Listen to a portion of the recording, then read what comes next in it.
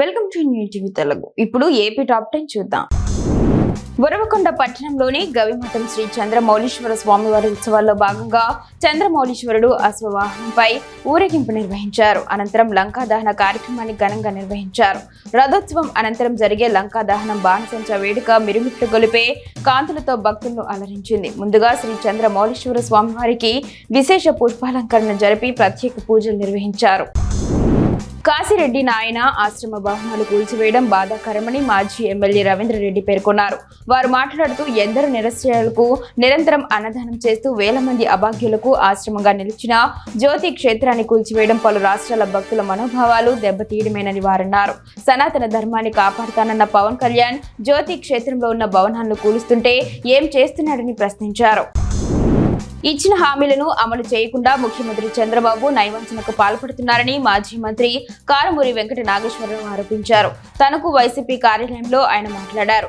20,000 ఉద్యోగాలు ఇస్తానని హామీ ఇచ్చిన చంద్రబాబు మాట తప్పారని విమర్శించారు.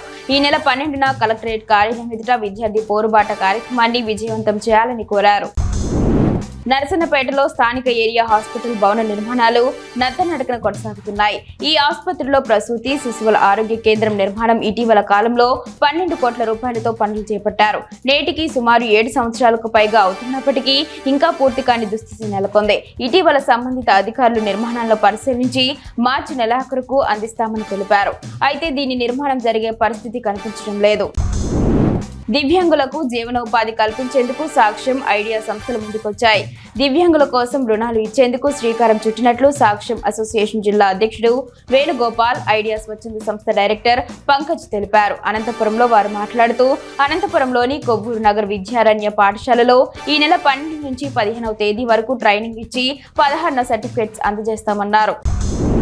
ముసునూరు మండలం గుళ్ళుపూడి గ్రామంలో సమస్యలను వెంటనే అధికారులు పరిష్కరించాలని స్థానిక ఎంపీటీసీ భర్త వలసపల్లి నారాయణమూర్తి కోరారు.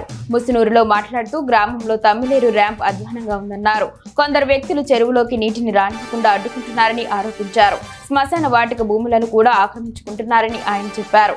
దీనిపై సబ్ కలెక్టర్ కు ఫిర్యాదు చేసినట్లుగా వివరించారు. వైసీపీ ఆధ్వర్యంలో మార్చి 12వ తేదీన జరిగే ఫీజు పోరు కార్యక్రమాన్ని జయప్రదం చేయాలని వైసీపీ జిల్లా ఇన్ఛార్జ్ చెల్లిపోయిన వేణుగోపాలకృష్ణ అన్నారు. తాళ్లపూడిలో మీడియాతో మాట్లాడుతూ అబద్ధాలకు చంద్రబాబు కేర్ ఆఫ్ అడ్రస్ అని విమర్శించారు. ఈ కార్యక్రమంలో తల్లారి వెంకట్రావు, రాష్ట్ర యువజన విభాగం వైసీపీ అధ్యక్షుడు జక్కంపూడి రాజా పాల్గొన్నారు.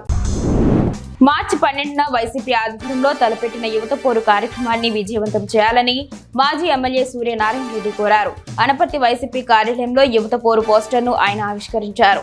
ఈ సందర్భంగా ఆయన మాట్లాడుతూ వైసీపీ హయాంలో ఫీజు రియంబర్స్మెంట్ ద్వారా రాష్ట్రంలో లక్షలాది విద్యార్థులు లబ్ధి పొందారన్నారు. కూటమి ప్రభుత్వం వచ్చాక వసతి దీవెన రియంబర్స్మెంట్ వంటివి ఇవ్వలేదని తెలిపారు. ప్రకాశం జిల్లా గిద్దలూరు సబ్ రిజిస్టర్ కృష్ణమోహన్ పై గుర్తు తెలియని వ్యక్తులు దాడి చేసిన సంఘటన చోటు చేసుకుంది. సబ్ రిజిస్టర్ కృష్ణమోహన్ ఇచ్చిన ఫిర్యాదుతో కేసు నమోదు చేశామని, రిజిస్ట్రేషన్ విషయంలో 4 వ్యక్తులు తనపై దాడికి పాల్పడినట్లు సబ్ రిజిస్టర్ తెలిపారని సిఐ సురేష్ అన్నారు. జరిగిన సంఘటనపై కేసు నమోదు చేసి దర్యాప్తు చేస్తున్నామని సిఐ వెల్లడించారు.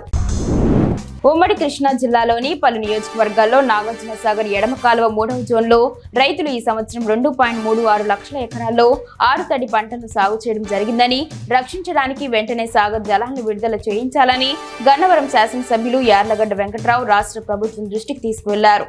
అసెంబ్లీలో ఆయన మాట్లాడుతూ నాగార్జున సాగర్ ఎడమ కాలువకు మొత్తం 32 టీఎంసీలు విడుదల చేయాల్సి ఉందని తెలిపారు.